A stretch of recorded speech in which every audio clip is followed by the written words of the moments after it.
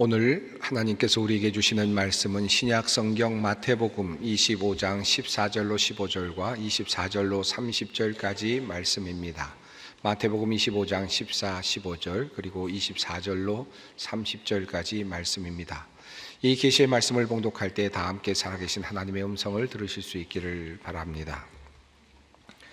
또 어떤 사람이 타국에 갈 때 그 종들을 불러 자기 소유를 맡김과 같으니 각각 그 재능대로 한 사람에게는 금 5달란트를, 한 사람에게는 2달란트를, 한 사람에게는 1달란트를 주고 떠났더니 1달란트 받았던 자는 와서 이르되 주인이여 당신은 굳은 사람이라 심지 않은 데서 거두고 해치지 않은 데서 모으는 줄을 내가 알았으므로 두려워하여 나가서 당신의 달란트를 땅에 감추어 두었었나이다. 보소서 당신의 것을 가지셨나이다. 그 주인이 대답하여 이르되 악하고 게으른 종아, 나는 심지 않은 데서 거두고 해치지 않은 데서 모으는 줄로 내가 알았느냐. 그러면 내가 마땅히 내 돈을 취리하는 자들에게나 맡겼다가 내가 돌아와서 내 원금과 이자를 받게 하였을 것이니라 하고 그에게서 그 1달란트를 빼앗아 10달란트 가진 자에게 주라. 무릇 있는 자는 받아 풍족하게 되고 없는 자는 그 있는 것까지 빼앗기리라. 이 무익한 종을 바깥 어두운 데로 내쫓으라.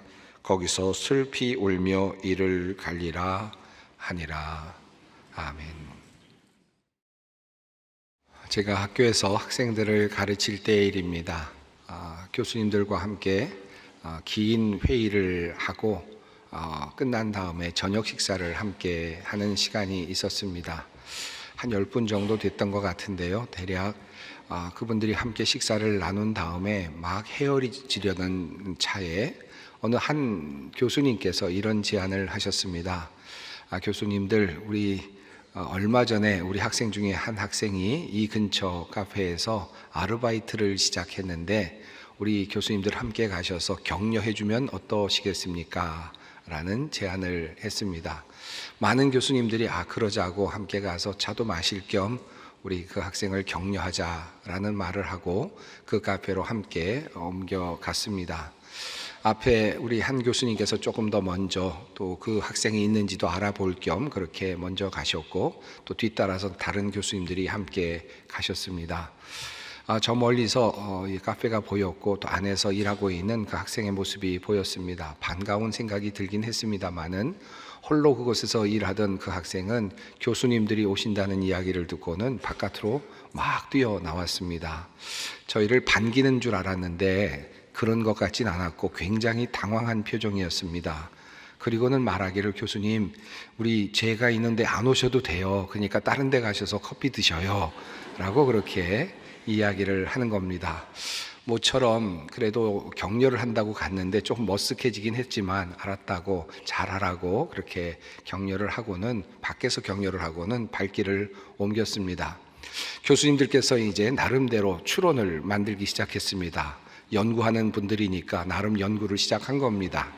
그래서 마감 시간이 얼마 남지 않았다고 그랬죠. 그래서 그랬을까요? 어떤 분이 그런 이야기를 했습니다. 또 어떤 분이 아마 혹시 주인이 오실 때가 돼서 교대할 시간이 돼서 그랬을지도 모르겠습니다. 이런 이야기를 또 하는 분도 있었습니다. 또 어떤 분들은 교수님들이 한꺼번에 오시니까 부끄러워서 그랬을지도 모르겠습니다. 그도 그럴 것 같다고 이야기를 했던 중에 어느 한 교수님께서 이런 이야기를 하셨습니다. 그 학생은 아르바이트 학생이잖아요. 시간만 채우면 되는데 교수님들 다 들어오셔서 차를 주문하면 얼마나 힘들겠습니까? 그러니 오지 말라고 한 것이죠. 이렇게 이야기를 했습니다. 그때 모든 교수님들이 라고 그렇게 감탄을 했습니다. 그리고 모든 교수님들은 그 이론이 가장 타당하다는 결론을 가지고 서로 헤어지게 되었습니다. 그리고 나서 저는 결심을 한 것이 하나 있는데요. 그것은 절대로 우리 학생들이 알바를 하고 있는 곳에는 가지 않는다라고 하는 그런 마음을 갖게 되었습니다. 아르바이트를 하는 학생과 주인의 차이가 뭘까 이후로 많은 생각을 하곤 했습니다. 좀 다를 수는 있지만 제가 경험한 바에 따르면 마감 시간 한 30분 전쯤에 들어갔을 때 아르바이트생이 하는 말과 주인이 하는 말은 좀 다른 것 같았습니다. 아마 아르바이트 학생들에게 이렇게 말하라고 가르친 것 같기는 합니다만은, 고객님, 마감 시간이 30분 정도 남았는데요, 그래도 괜찮으실까요? 이렇게 이야기를 하는 경우가 있었습니다. 아마 매뉴얼대로 하는 것 같긴 했는데, 마치 어떤 느낌으로 들리냐면, 들어오지 마십시오, 그냥 가세요, 그런 느낌으로 받아들여지곤 했습니다. 그런데 주인의 경우에는 좀 다르게 이야기를 하곤 했습니다. 고객님, 마감 시간이 한 30분 정도 남기는 했는데요, 그런데 조금 더 계셔도 괜찮습니다. 이렇게 이야기를 하면서 손님들을 그렇게 안내하는 그런 경우들을 종종 보았습니다. 몇 달 전쯤에 우리 교회 목사님들과 함께 예술의 전당에 가서 음악회를 함께 감상할 그런 기회가 있었습니다. 공연장에 들어가기 앞서서 함께 먼저 조금 이른 식사를 하고 공연장으로 들어가려고 했는데, 이 식당이 5시에 문을 여는데 공연장에 좀 편안하게 들어가려면 한 4시 반쯤 식사를 해야 되는 겁니다. 그래서 그 식당에 이야기를 해서 조금 일찍 열어줄 수 있겠느냐 이야기를 했더니 열어주겠다고 해서 일찍 가서 이제 주문을 하고 이른 식사를 하고 이제 연주장에 들어간 적이 있었습니다. 그러다 보니까 근무 시간이 아직 되지 않았고 여는 시간이 되지 않았으니까 홀에는 일을 도와주는 사람이 직원이 한 사람만 있었습니다. 물론 또 주방에는 사람들이 있었겠죠. 한 20여 명이 한꺼번에 들어가니까 한 직원이 감당하기가 쉽지는 않았던 것 같습니다. 사람들이 이것저것을 다 요청을 하니까요. 접시 갖다 주세요, 컵이 필요합니다, 물 좀 채워주세요, 가위 좀 갖다 주세요, 집게 없나요, 이런저런 이야기들을 하면서 그 일하고 있는 직원들을 이제 일을 시킬 수밖에 없었죠. 자, 이렇게 일을 하고 있는데 그 직원이 하는 모습을 가만히 보니까 감동이 되었습니다. 굉장히 어린 나이에 한 고등학생쯤 돼 보이는 아이였는데 아마 대학교 한 1, 2학년쯤 됐던 것 같습니다. 야릿야릿한 그런 예쁜 여학생이었는데 이분이 열심히 일을 하는데, 아무리 우리가 이런 것처럼 달라고 해도 한꺼번에 여러 주문이 몰리는데도 한 번도 얼굴 붉히거나 좀 못마땅한 표정을 하지 않고 열심히 네 그러면서 일을 하는 겁니다. 일을 시키면서도 참 감동이 되어서 보면서 어떻게 저렇게 일을 잘할까 생각을 하는 그런 차에 우리 목사님들께서 이제 나름대로 또 추론을 하였습니다. 목사님, 아마 저 친구는 이 집 그 주인의 딸일 것 같습니다. 저렇지 않으면 저렇게 일을 할 필요가 없습니다. 아마 주인 딸 정도 되니까 저렇게 일을 하겠지요. 그러면서 가만히 보니까 정말 그럴 것 같아요. 우리 집안에서 지금 장사가 잘 된다라는 그런 마음으로 열심히 일하는 것 같은 그런 느낌이 들었습니다. 그런데 어느 조급했던 한 목사님이 그것을 직접 질문으로 던졌습니다. 우리 일하시는 분은 이곳 주인의 따님이시죠? 라고 이렇게 질문을 던졌는데 뜻밖의 답을 하는 겁니다. 아니요, 저는 아르바이트 학생이에요 라고 이야기를 하는 겁니다. 근데 그 이야기를 하는 순간에 저도 감동이 됐고요, 또 다른 목사님들도 굉장히 감동을 받은 눈치였습니다. 어떻게 아르바이트 학생이 저렇게까지 일을 할까? 저렇게 즐겁게 일을 할까? 저렇게 아무런 내색하지 않고 기쁘게 일을 할까 하는 생각이 들었습니다. 나오면서 우리 목사님들께서 말씀하시기를 우리 교회 일할 자리가 없을까요? 저런 분들 좀 일을 좀 맡겼으면 좋겠습니다. 이런 이야기를 하면서 돌아왔던 적이 있었습니다.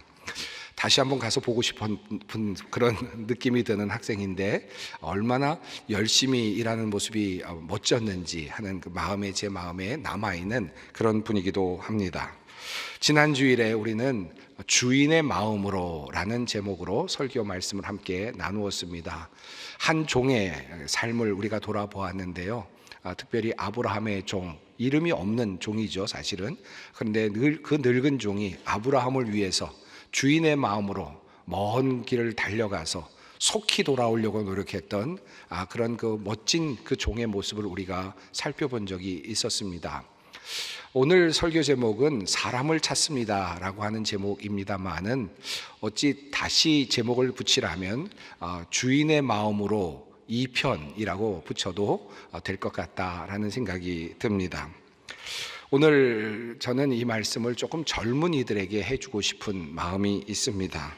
우리가 어떻게 살아가야 할까라는 고민을 하고 있는 젊은이들이 있다면 오늘 설교 말씀을 좀 주의 깊게 마음에 새기면서 들어주셨으면 좋겠다 하는 그런 마음으로 하나님의 말씀을 전달하고자 합니다. 젊은이들 중에는 이렇게 생각하는 분들이 있습니다. 나는 나의 이번 인생은 망했다 라고 생각을 하는 분들이 종종 있는 것 같습니다. 나는 아무것도 가진 것이 없이 태어났고, 또 공부도 못해서 취직도 잘 안 되고 있고, 또 다른 사람들과 비교해서 잘난 것도 별로 없고, 또 결혼도 못해서 이렇게 힘들고, 이번 생은 폭망이다 라고 생각을 하는 그런 젊은이들이 많이 있는 것 같습니다. 어쩌면 오늘의 설교 말씀은 나이가 드신 분들이나 이미 이 세상의 지혜를 어느 정도 공부하시고 터득하신 분들이라면 이미 알고 계실 그런 내용이기도 합니다. 흙수저로 태어났다고 절망하고 낙심하는 젊은이들이 있고요. 하루하루 살아가기도 어려운데 언제 내가 성공할 수 있겠느냐, 나는 도저히 성공할 수 없다라고 하는, 그렇게 생각하는 사람들도 많습니다. 내가 한 걸음 나아가면 다른 사람들은 부모의 도움으로, 다른 사람의 도움으로 두 발자국, 세 발자국, 아니 뛰어가는데, 날아가는데 내가 어떻게 감히 저들을 따라잡을 수 있겠느냐, 절망하듯이 그렇게 말씀하는 그런 젊은이들도 상당히 많이 있습니다. 그런 분들에게 오늘 이 세상에서 우리가 하나님의 나라를 바라보고는 있지만 이 세상에서 성공할 수 있는 비결을 한 가지 말씀드리려고 합니다.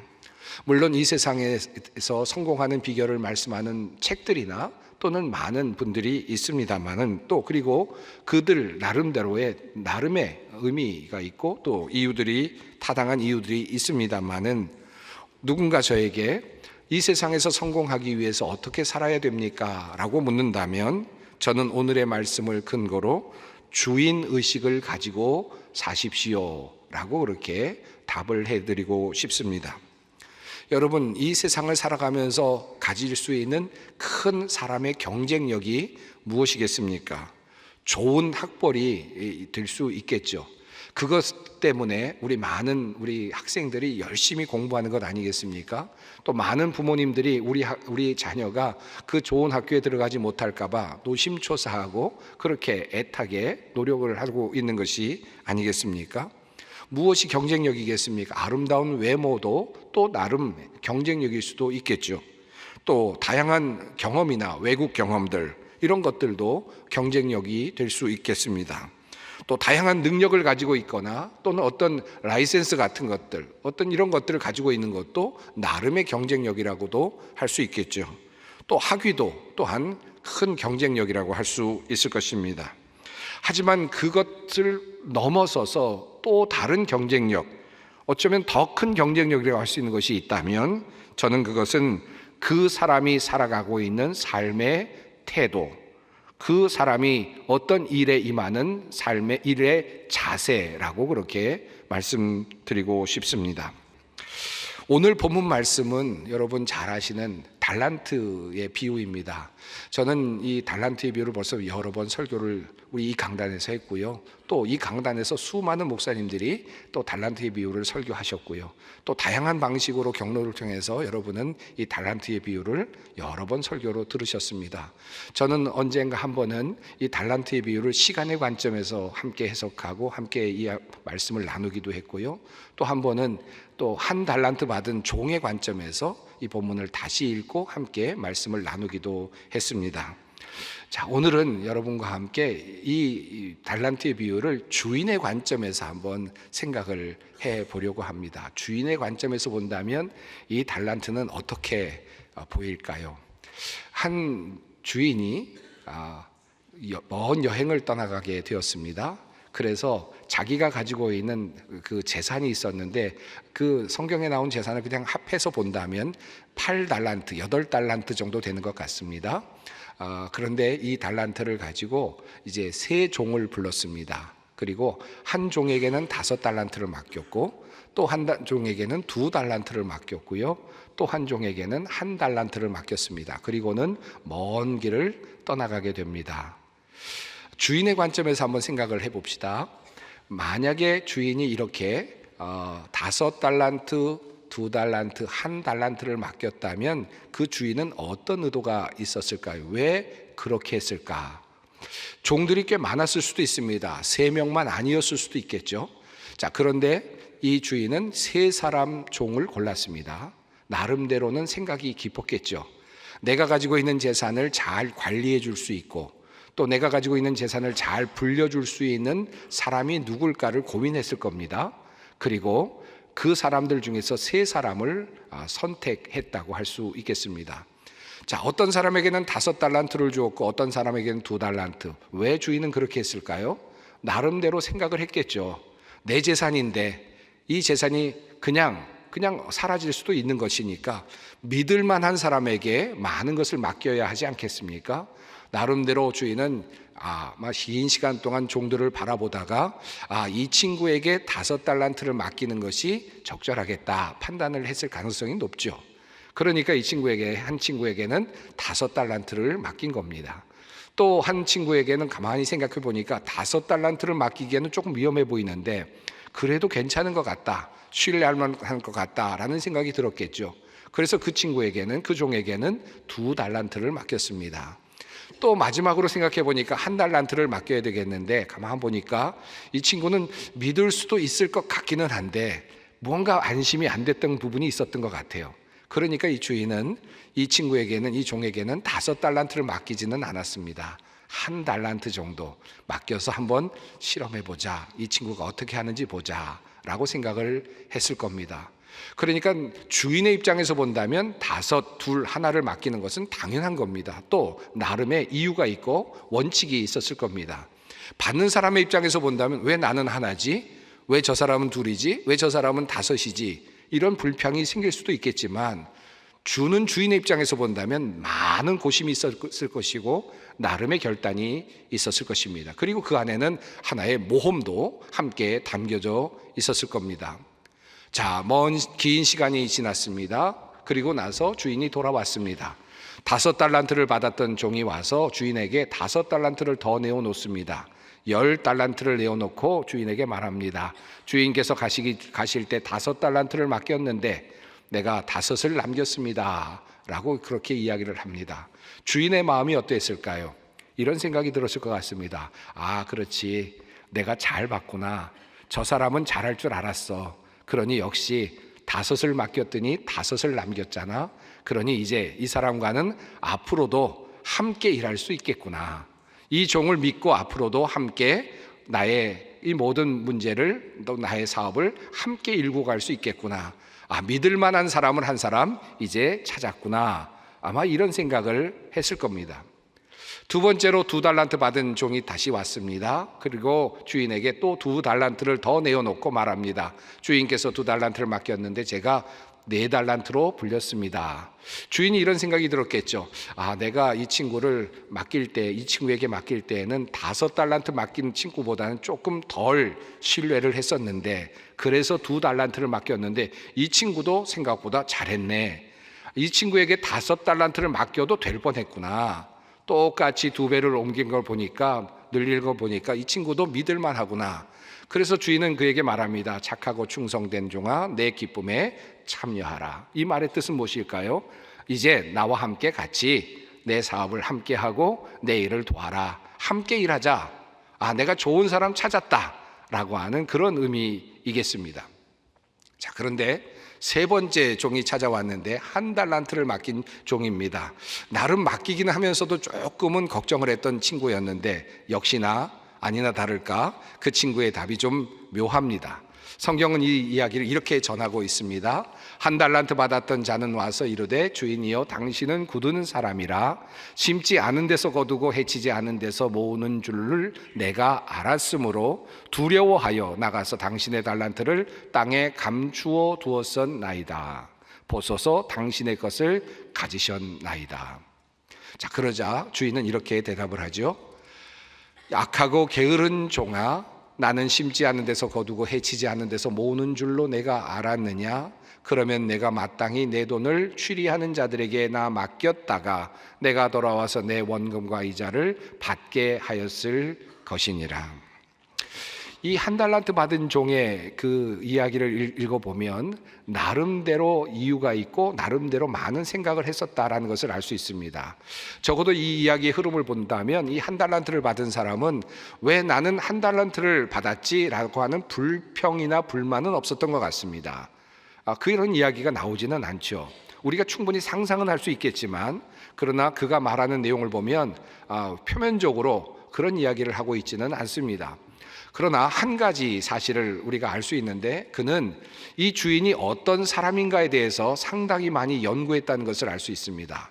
주인은 어떤 성향인가를 연구했는데 그가 얻은 결론은 어떤 결론이냐 하면 나의 주인은 마음이 굳은 사람이다 라는 것입니다. 다시 말하면 구두쇠라는 뜻이겠죠. 돈을 아끼는 사람이고 모으는 사람이다. 그러니까 이 사람은 만약에 내가 돈을 잃어버리게 된다면 아마 크게 화를 낼 그럴 사람이다 라고 하는 생각을 했다는 겁니다.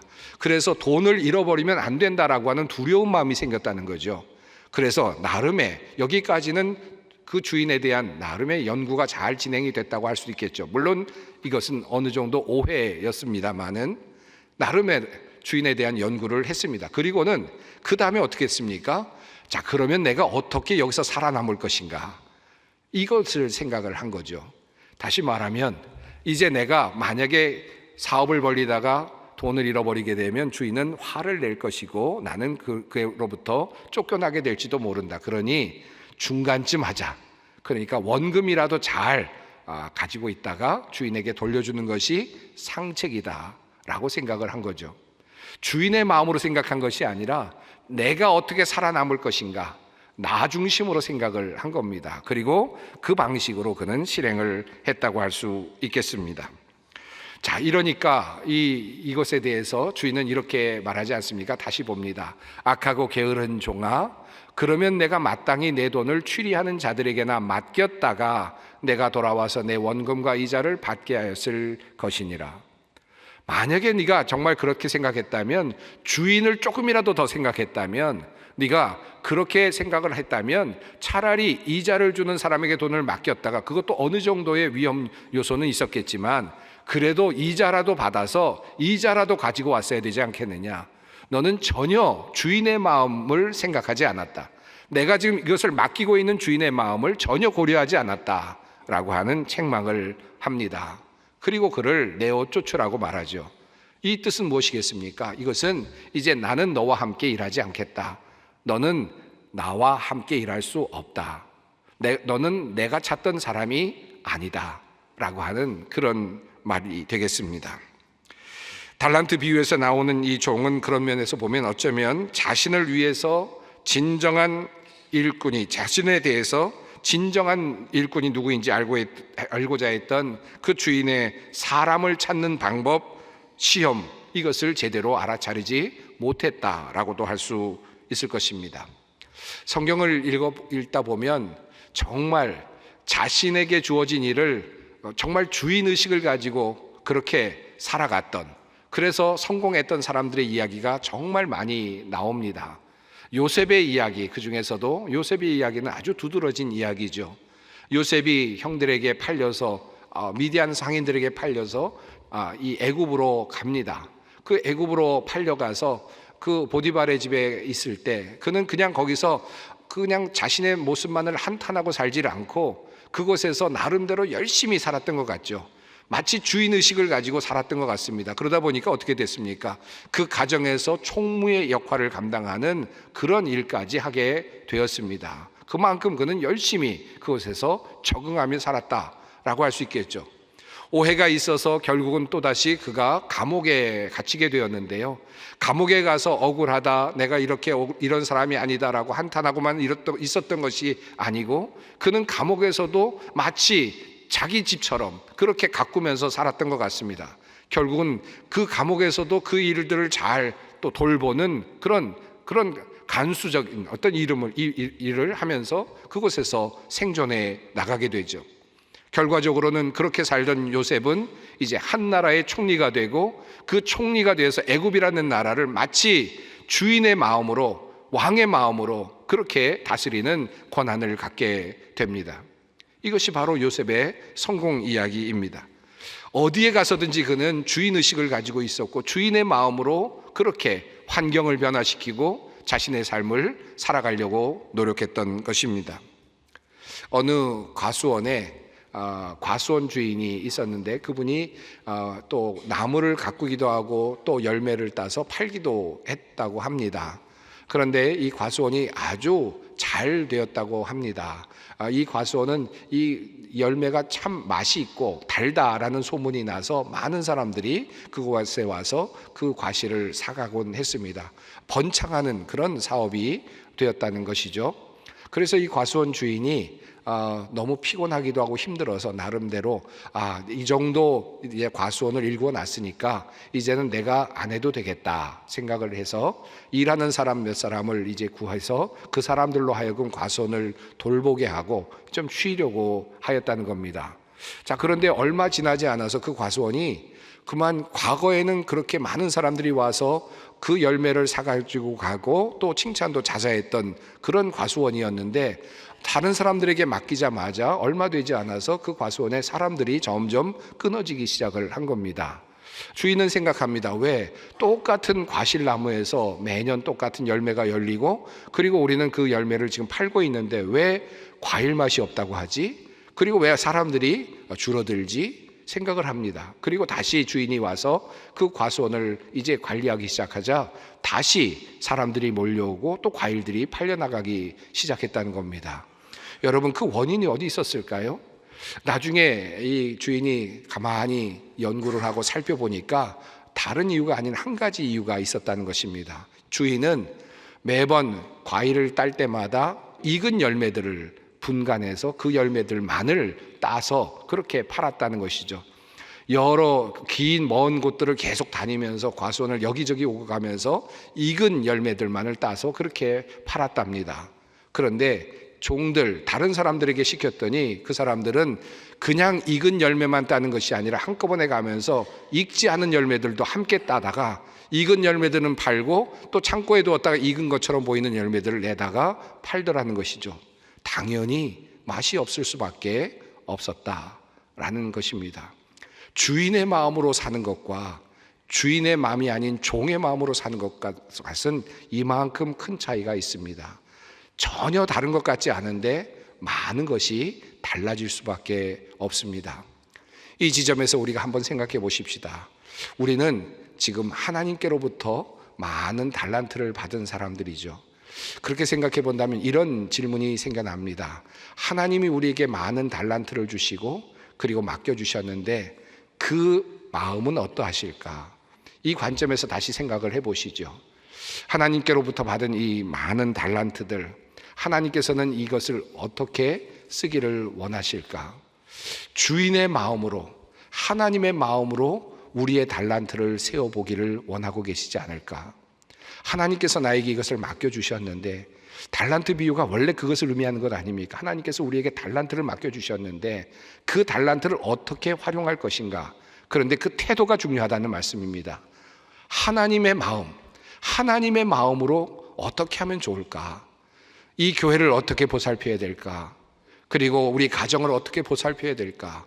그리고 우리의 사업체를 어떻게 만들어 가야 될까? 하나님의 마음으로.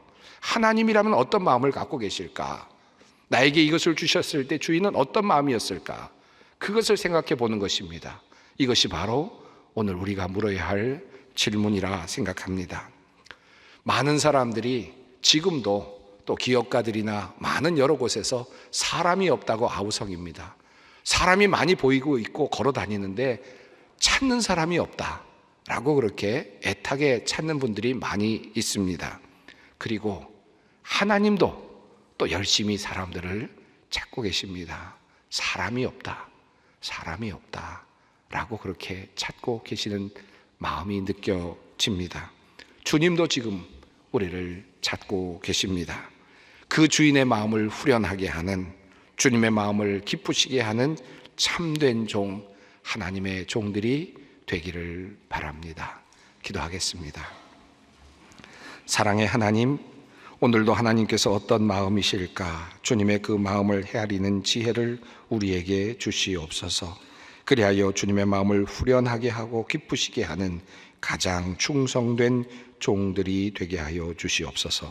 우리 주 예수 그리스도의 이름으로 기도드리옵나이다. 아멘.